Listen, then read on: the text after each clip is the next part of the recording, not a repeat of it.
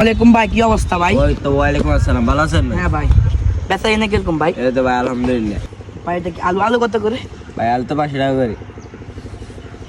আচ্ছা ভাই, কালকে তো আমি 50 টাকা করে কিনছি। ভাই এখন রোজার মাস চলতেছে তো তাই জন্য দাম বাড়ছেও কমছে। কি বলেন ভাই, রোজার মাসে তো আলু আরো কমে, মানে না এটার দাম ভাই, কমে। ওরা বাড়াই দিচ্ছে, আমি 50 টাকা আপনার জন্য কম রাখতে পারবো ভাই। কি বলেন ভাই, 80 টাকা দিবেন? না ভাই, আচ্ছা বাদ দেন, এটা সাবজেক্ট বাদ। ধনিয়া পাতা কত করে ভাই? তাই ভাই ধনিয়া পাতা তো আমি 80 করে বেশি, আপনি 200 টাকা দিন। কি বলেন ভাই, মানুষ খাবে কেমনে ভাই? এটা তো ভাই, 20 রোজার টাকা, মাস কালকে তো, দাম 20 রোজার টাকা মাস করে তো কিনছি। তাই জন্য দাম বাড়ছেও কমছেও ভাই। আরে ভাই কি বলেন? হ্যাঁ ভাই, আচ্ছা এটা বাদ, ওটা এত প্রয়োজনীয় না। আচ্ছা এটা সবচেয়ে প্রয়োজন, এটা খেজুর, এটা কত করে ভাই?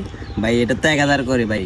কি বলেন ভাই, এটা দ্রব্য মূল্য তো 180 টাকা। না ভাই, এখন রোজার মাস চলতেছে ভাই, দাম বাড়ছে। ভাই আমি বলি রোজার মাসে আরো কমে ভাই, আপনি কি সবকিছুর দাম বাড়াই দিচ্ছেন? না ভাই, এটা ওরাই বাড়াই দিচ্ছে, আমি আপনার জন্য 50 টাকা রাখতে পারবো কম।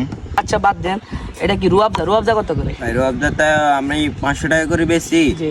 আপনি 450 টাকা দিয়ে। এটার দাম 500 টাকা? কি বলেন ভাই, এটা তো ভাই। 150 ভাই টাকা। রোজার মাস আসছে তো তাই জন্য দাম বাড়ছেও কমছেও। কি বলবো ভাই, হ্যাঁ আমরা কিছু বলার নাই ভাই। রোজার মাসের দাম আরো কমে, কিন্তু ওনারা দাম আরো বাড়ে। রমজান মাস হচ্ছে ইবাদতের মাস, এই সময় কেউ পণ্য বেশি দামে বিক্রি করবেন না। আর আমি দোকানদার ভাইদেরকে বলতেছি একটা কথাই, আপনারা শয়তানের মতন আচরণ করবেন না।